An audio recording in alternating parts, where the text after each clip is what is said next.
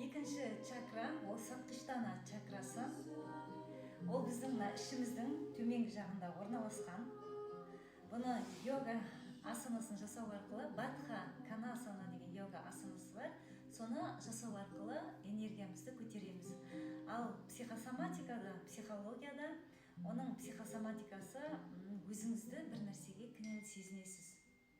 Есіңізге түсіріңізші, сіз өзіңізді не үшін кінәлі сезінесіз? Бір нәрселерді дұрыс емес жасадым деп ойлайсыз ба? Немесе бір адамдарға жамандық жасадыңыз ба?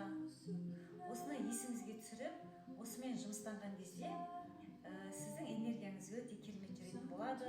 Бұл қуанышқа жауап беретін энергия, бақытқа, сіздің жадырап жарқырап жүруіңізге жауап беретін энергия орталығы бұл. Сондықтан да сіз психологияда да йога асаналарын жасап та осы кінәлі сезіну сезіміңізден арылатын боласыз. Осы йога асаналарын жасау арқылы сіз осы орталықтағы энергияңызды көтеретін боласыз. Сондықтан да осы асананы жасайық қазір. Бадха канасана йога асанасы, бабочка деп айтады. Жоғарға көтеріп, төмен түсіру арқылы жасайсыздар. Немесе осылай отырасыздар.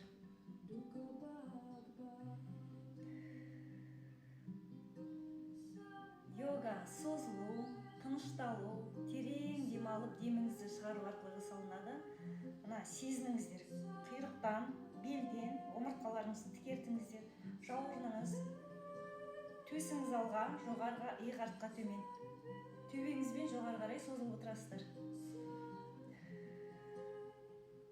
Осылай техникасын дұрыстап алғаннан кейін әрбір йогада енді деміңізбен жұмыс жасайсыздар. Деміңізді ішке қарай түсіресіздер, төмен қарай. Терең демалып, деміңізді шығарасыздар.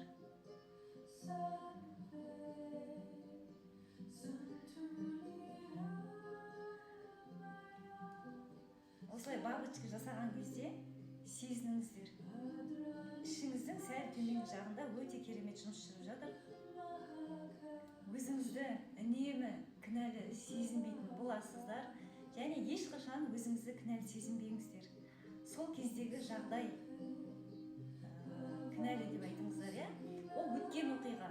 Өткен оқиға біздер ештеңе жасай алмайтынымызды түсініп, өзіңіздің өмірге, әлемге жақсылықтар жасау үшін, ұлы істер жасау үшін, жақсылықтар жасау үшін өзіңізге, басқа адамдарға жұмыстаныңыздар.